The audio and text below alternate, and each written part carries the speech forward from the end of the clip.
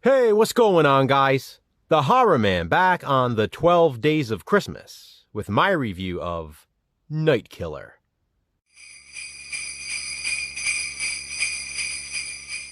From the acclaimed director of Troll 2 comes Night Killer, a 1990 slasher film.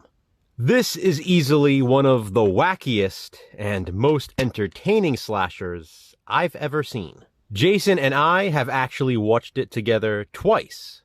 Once last year and again this year. It's just so much fun. I'm sure there are a lot of people who would call this a bad movie, and I guess objectively it is. But how can it be bad if it's so entertaining? The killer in this one wears a rubber knockoff Freddy Krueger mask. Yup. That's exactly what this is supposed to be. The killer even wears a glove on one hand that has long, claw-like nails. It somehow has the ability to punch straight through the victims' bodies. The victims have all been female and have all been raped before being brutally murdered. When Melanie Beck begins receiving obscene phone calls from the killer, she becomes the next intended target. The killer uses a creepy voice and dirty dialogue. But Melanie lives through her attack, not completely unscathed, however. Despite having seen the assailant's face underneath the mask, she has amnesia, so she can't remember anything. She doesn't even remember her own daughter or her own name. After receiving psychiatric care from Dr. Willow, a valued Dr. Loomis, Melanie is released back into the world. Her daughter has been adopted by family friends, and Melanie is abducted once again. This time by a man named Axel, who is sexually violent. He is like a mix of Steve Guttenberg and Wings Hauser. Specifically Ramrod from Vice Squad. I love Axel's over-the-top performance. It's hilarious. As the cops, with help from Dr. Willow, attempt to locate Melanie, the body count rises. More and more women fall victim to the Night Killer. By the way, the entire movie is set around Christmas time. There are Christmas decorations throughout, and Christmas trees. Without giving anything away, I can also say a certain Christmas present has significance in Night Killer.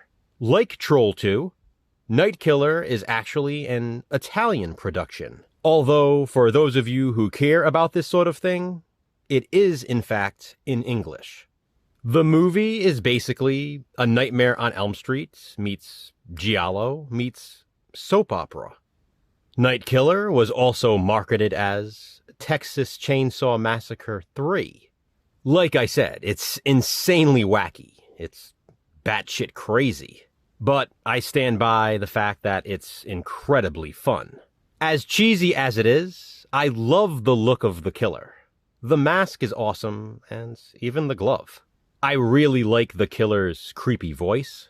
The film is super obscene, and there is random gratuitous nudity. Melanie Beck has a shit memory, but great memories, and she has them out quite a bit. One of my favorite sequences is the scene in the art studio. It's so bizarre, but so awesome. Like this movie. The killer's reveal plays out just like a giallo, with a lengthy explanation. And I love the ending, which is very reminiscent of a certain Goosebumps book, but I'll say no more. Night Killer is an entertaining and overlooked Christmas slasher. I'm not sure people even realize it's a Christmas slasher, but that's why I just reviewed it during the 12 Days of Christmas. Before I wrap this video up, I have to point out this cover art is absolutely amazing. As you can see, this is the Severin Blu-ray release that came in a black Blu-ray case. Have you seen Night Killer? If so, what do you think of it? Comment below and let me know. Don't forget to check back tomorrow to see what I review next for the 12 Days of Christmas. Until then, thanks for watching, guys. Hit that thumbs up and, be kind, subscribe.